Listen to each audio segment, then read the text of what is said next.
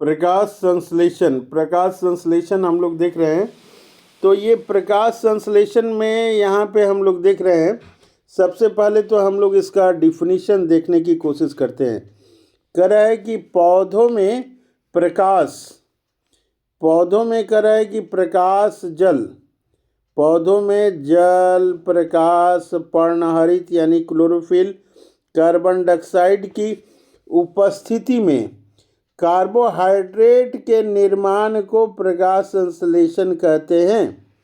कह रहा है कि पौधों में जल यानी कि H2O, और प्रकाश माने ये लाइट हो गया, और पर्णहरित यानी कि क्लोरोफिल, तथा कार्बन डाइऑक्साइड यानी कि CO2 की उपस्थिति में कार्बोहाइड्रेट यानी कि ग्लूकोज के निर्माण को प्रकाश संश्लेषण कहते हैं। ये ग्लूकोज बनने के बाद जो है इसमें जल भी निकलता है, और जो है ऑक्सीजन भी ये निकलता है।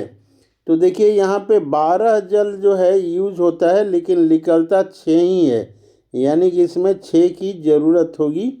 जल ये इसको देना पड़ेगा, जितना दिया जाएगा जल उससे आधा जल ही ये निकलेगा, यानी कि जल की ज़रूरत होती है।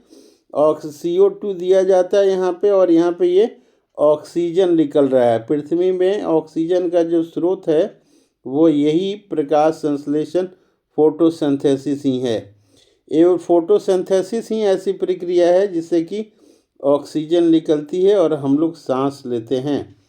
ये देखिए कर है कि प्रकाश संश्लेषण के लिए आवश्यक क्या क्या चीज़ है, प्रकाश संश्लेषण के लिए। प्रकाश संश्लेषण के लिए आवश्यक क्या क्या चीज़ है, इसके बारे में हम लोग देखते हैं। आवश्यक क्या क्या चीज़ है, तो कह रहा है कि प्रकाश संश्लेषण में जो आवश्यक चीज़ है, प्रकाश संश्लेषण के लिए आवश्यक है ये कार्बन डाइऑक्साइड। यहाँ देखिए कार्बन डाइऑक्साइड आवश्यक है, और क्या कर रहा है, पानी आवश्यक है। ये देखिए यहाँ पानी आवश्यक है। क्लोरोफिल, यहाँ देखिए ये क्लोरोफिल आवश्यक है, और सूर्य का प्रकाश, ये देखिए ये प्रकाश यहाँ पे है। आगे बता रहा है ये कि स्थलीय पौधे जो हैं, स्थलीय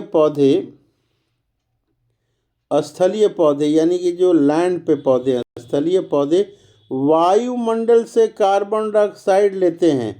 कहाँ से लेते हैं ये, वायुमंडल से कार्बन डाइऑक्साइड लेते हैं, जबकि जलीय पौधे जल में घुली हुई कार्बन डाइऑक्साइड लेते हैं। अब कह रहा है कि पत्ती की कोशिकाओं में जल शिरा से परासरण ऑस्मोसिस द्वारा एवं CO2 वायुमंडल से डिफ्यूजन द्वारा जाता है। कह रहा है कि पत्ती की कोशिकाओं में जल जो है, पत्ती की कोशिकाओं में जल जो है कहाँ से आता है, ये पत्ती की कोशिकाओं में जल जो है ऑस्मोसिस द्वारा एवं CO2 डिफ्यूज़न द्वारा आता है। ये इम्पॉर्टेंट पॉइंट है, इसको याद करेंगे हम लोग। कह रहा है कि प्रकाश संश्लेषण के लिए आवश्यक जल पौधों की जड़ों द्वारा अवशोषित किया जाता है। प्रकाश संश्लेषण के दौरान निकलने वाली ऑक्सीजन इसी जल के अपघटन से प्राप्त होती है। जो जल है उसी से ऑक्सीजन प्राप्त होती है, जल से ही ऑक्सीजन प्राप्त होती है। आगे हम लोग देख रहे हैं कि यहाँ पे ये लिखा है कि क्लोरोफिल पत्तियों में हरे रंग का वर्णक है। इसमें 4 घटक हैं, chlorophyll A, chlorophyll B, carotene और जेंथोफिल। 4 चीज़ें इसमें होती हैं। इसके में कह रहा है कि क्लोरोफिल A एवं B हरे रंग का होता है और ऊर्जा स्थानांतरित करता है। यह प्रकाश संश्लेषण का केंद्र होता है। कह रहा है क्लोरोफिल के केंद्र में मैग्नीशियम का एक परमाणु होता है। क्लोरोफिल के केंद्र में क्या होता है, मैग्नीशियम का एक परमाणु होता है। कह रहा है आगे हम लोग देख रहे हैं, इसमें कह रहा है कि क्लोरोफिल प्रकाश में क्या कर रहा है, ये क्लोरोफिल प्रकाश में बैंगनी, नीला तथा लाल रंग को ग्रहण करता है। आगे बता रहा है कि प्रकाश संश्लेषण की दर लाल रंग में सबसे अधिक एवं बैंगनी रंग में सबसे कम होती है। प्रकाश संश्लेषण की क्रिया एक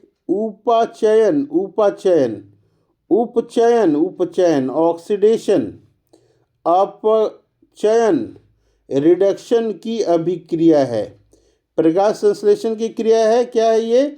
उपचयन और अपचयन ऑक्सीडेशन रिडक्शन की अभिक्रिया है। इसमें जल का उपचयन ऑक्सीजन के बनने में तथा कार्बन डाइऑक्साइड का अपचयन ग्लूकोज के निर्माण में होता है। ये इम्पॉर्टेंट पॉइंट है, हम लोग याद रखेंगे।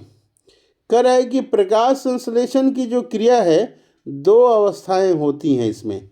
पहला है प्रकाश रासायनिक क्रिया फोटोकेमिकल रिएक्शन और दूसरा है रासायनिक प्रकाशहीन क्रिया डार्क केमिकल रिएक्शन। अब हम लोग पहले पार्ट को देखते हैं, प्रकाश रासायनिक क्रिया क्या है। कह रहा है यह क्रिया क्लोरोफिल के ग्रेना भाग में संपन्न होती है। इसे हील रिएक्शन भी कहते हैं। इस क्रिया में जल का अपघटन होकर हाइड्रोजन आयन तथा इलेक्ट्रॉन बनता है।